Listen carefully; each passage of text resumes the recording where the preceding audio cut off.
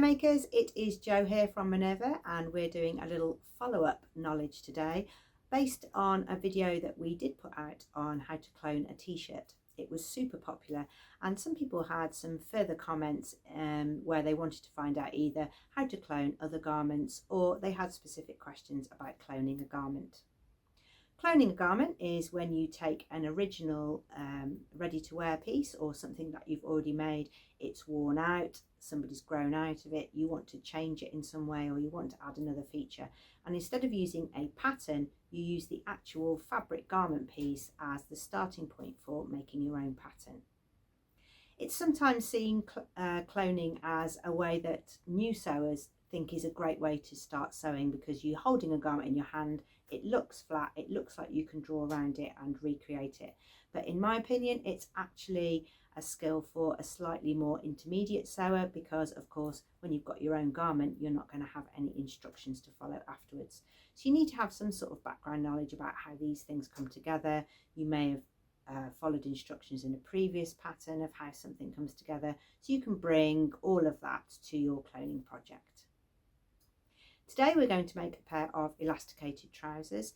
I'm going to use a stretch fabric because cloning stretch garments is much easier than cloning anything in a woven fabric.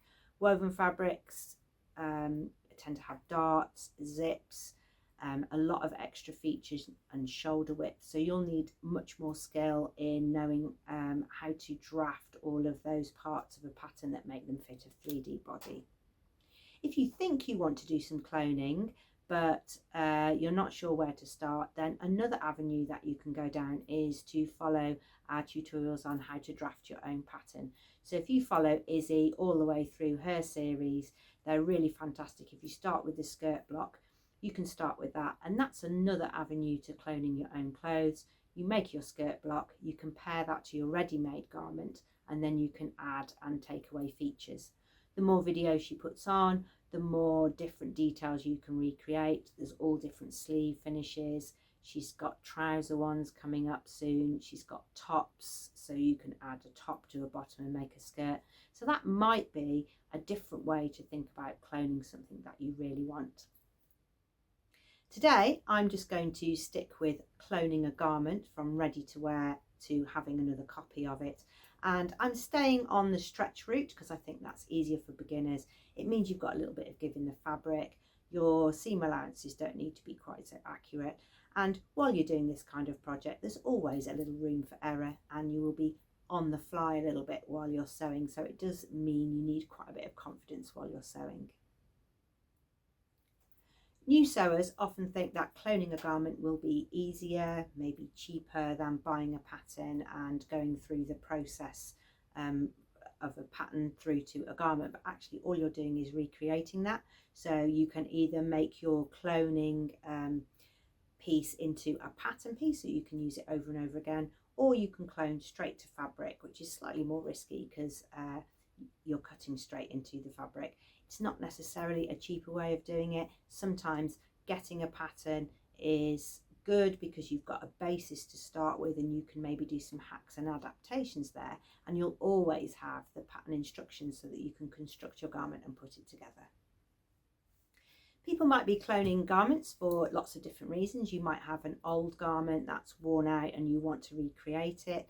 You might want to add a different feature to something. So say you had some summer trousers but it didn't have pockets, then you might want to make a second pair that had a different detail on them. Or for children's wear, it's really great because as children grow, you might like that style, they might like that style, and you just need to keep making it bigger and bigger and bigger. There are three main ways that you can clone. So you can clone onto paper and then you have a pattern piece that you can take forward and make changes to if you try it again. You can go straight to fabric where you draw around, cut out, sew up.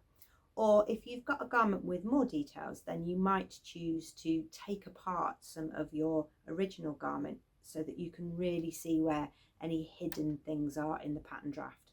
So if you've got a t-shirt with a dart, for example, if you take apart your t-shirt and then unpick the dart, you will see where that fabric is.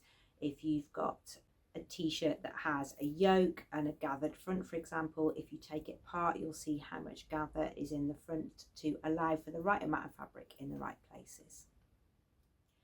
Another keynote of cloning is that you make your cloned garment in a very, very similar, if not identical, fabric as your original one. So if you're making a pair of trousers with stretch in them, then your next fabric needs to have the same amount of stretch, because if you have a jersey pair of pajama bottoms and you want to make them again and you use a Ponte Roma, that doesn't have so much stretch, so everything will be a little bit tighter fitting and you won't have the same look as your original garment. Today I'm taking a jersey pair of pajama bottoms and cutting out another jersey. I've checked the fabric stretch percentages on the website so that I know they're really similar. Another thing you will consider fabric wise is to pre-wash and dry your fabric how you're going to treat it afterwards, because you don't want to clone something and then you wash your fabric and it shrinks and you're back to square one again. And also, if it's something like pajamas and you tumble dry them quite often, then tumble dry your piece of fabric so that when you've made your pajamas they will stay the same size. The easiest garments to clone are really basic ones. Anything without darts in stretch fabrics is definitely easier. So have in mind vests, t-shirts, oversized sweatshirts, joggers, elasticated trousers, any of those things where you can put it on over your head and you've got minimal places where you need to add extra details or cut, draft and work out measurements that fit into other measurements. That said, I'm going to clone a pair of pajama bottoms today because they're my daughter's. They fit her, but they are just too short now. So we're going to clone a pair of pajamas and add some length. The first thing to do is to fold your fabric right side to right side so you can do all of your marking on the wrong side of the fabric. And if you're using a stretch fabric like I am, then you need to make sure that you're getting the stretch going in the right direction. So I've got the stretch going across the body.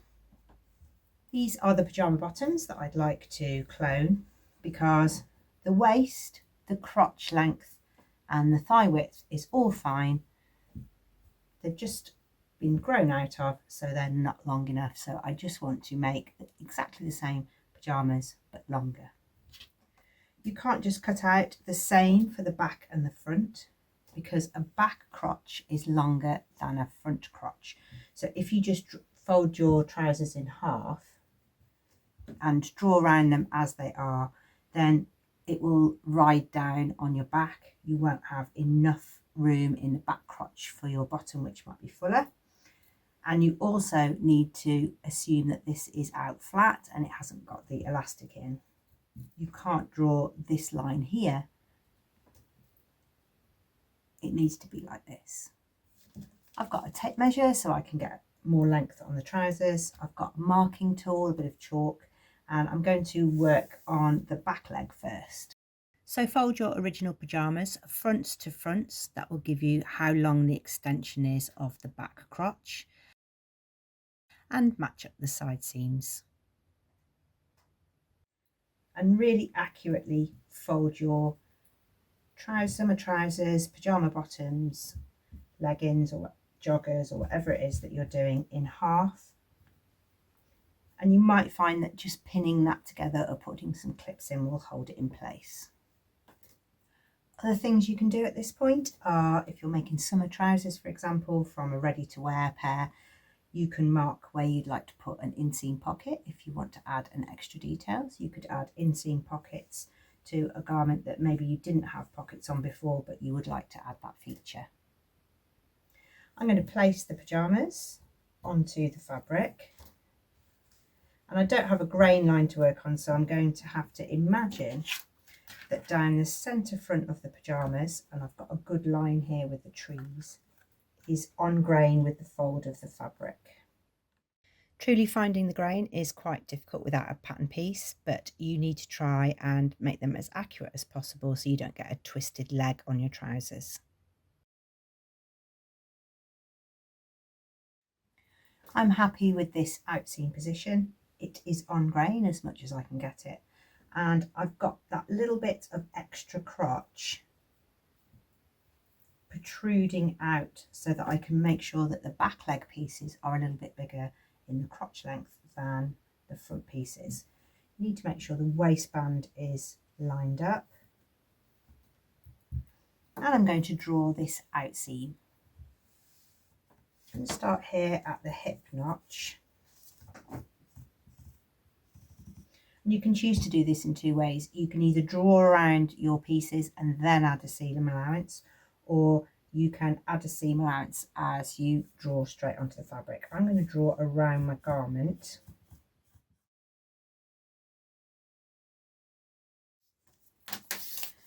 And I want to change it from a 27-inch leg to a 30-inch leg.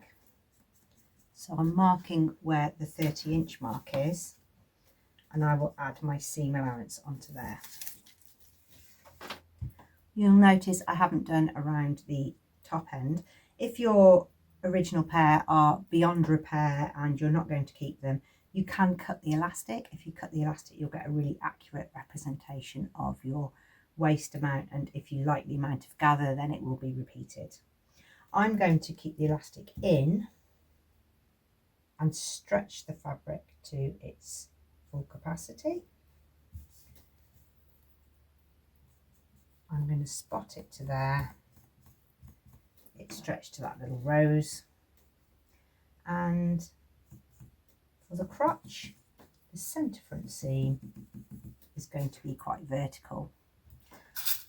So the centre front seam is running here.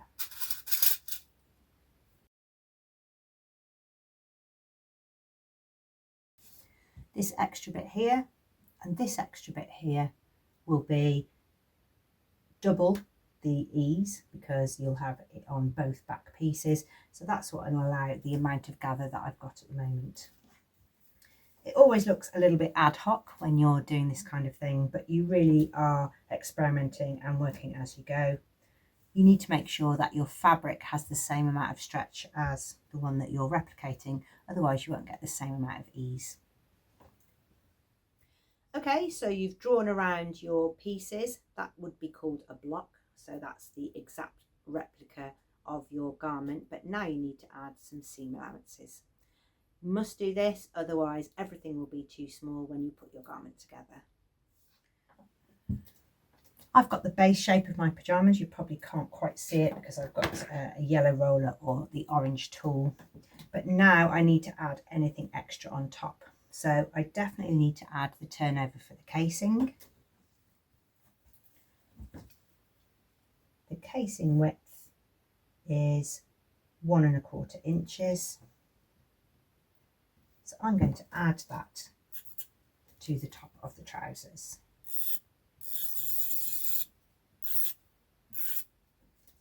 I'm going to add a seam allowance all the way around, and this is where you can really bespoke what you're making and how you make it. So if you're going to make these pyjama bottoms on an overlocker, then you might choose to put a very narrow seam allowance on, or if you're going to put it on through the sewing machine and you want a little bit of fitting room because you've not done it before, then you can add a 1.5 centimetre seam allowance or 5/8 seam allowance. That will give you a little bit more extra give. A few tips for adding a seam allowance. You can check the width of your tape measure, but a lot of tape measures are 1.5 centimetres in width, so you can use that to mark your seam allowance. Or my prim tool has a seam gauge on it, and I can run the wheel along the original line and add my seam allowance.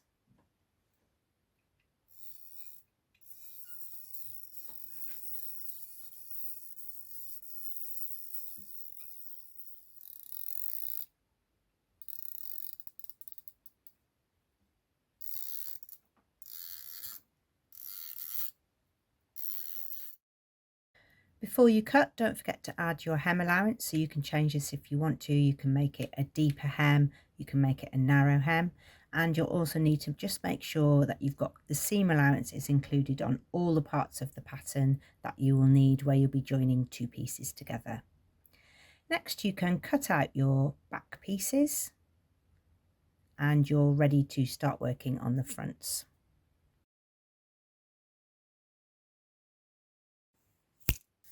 Okay, so here's my leg pieces.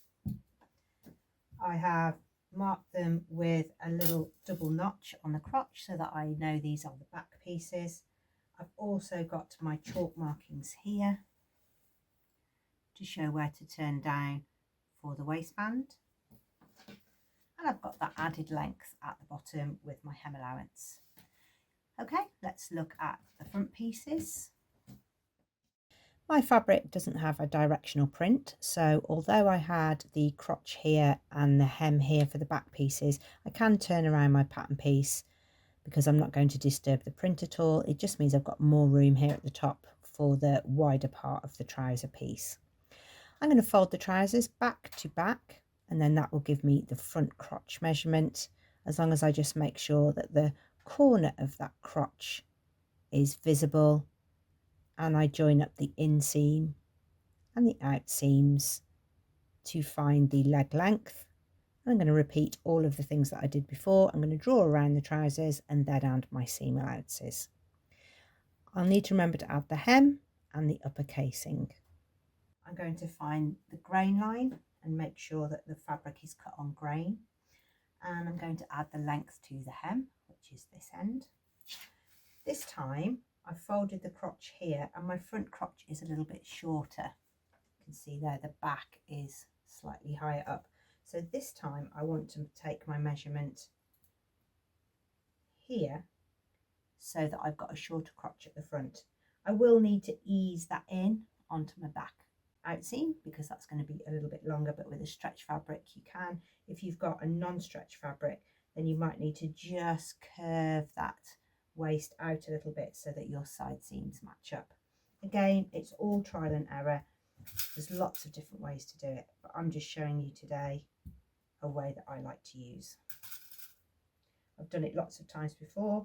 This pair of pyjamas has actually just grown and grown and grown as I've drawn around each pair of pyjamas that have been outgrown by my daughter.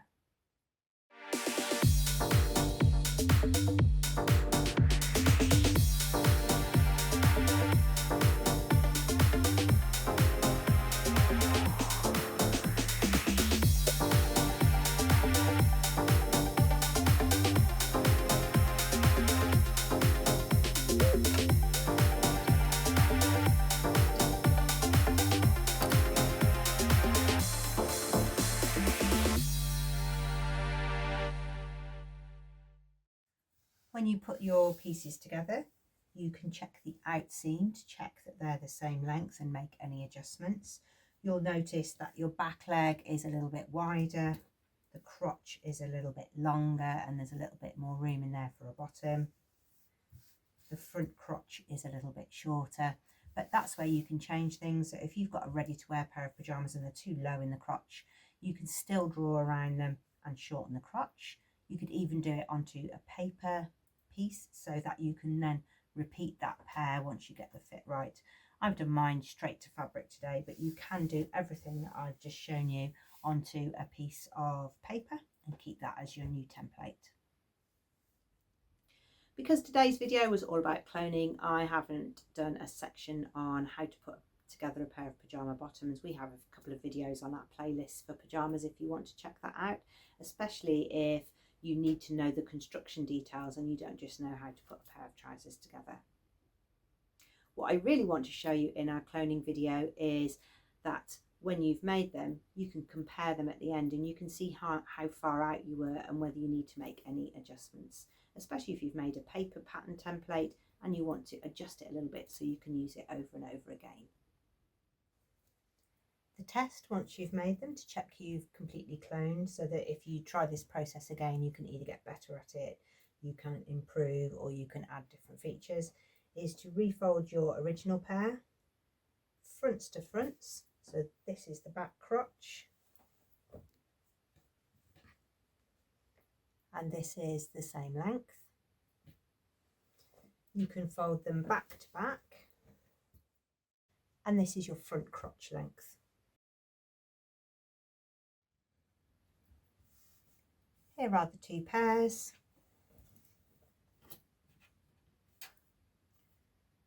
The elastic on this one is a little bit shorter because this is brand new elastic and this one has been worn for a while, but I've got the same width here,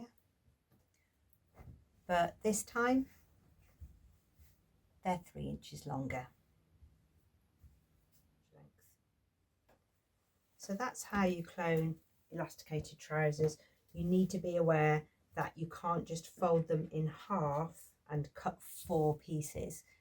You will have the back too low and possibly the crotch too short.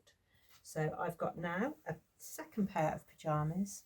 These ones are 3 inches longer than the original pair.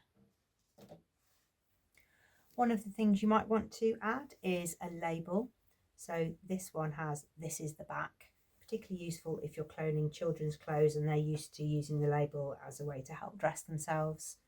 This is just for my daughter so that she can tell which is front to back, because the back crotch is a little bit longer than the front crotch.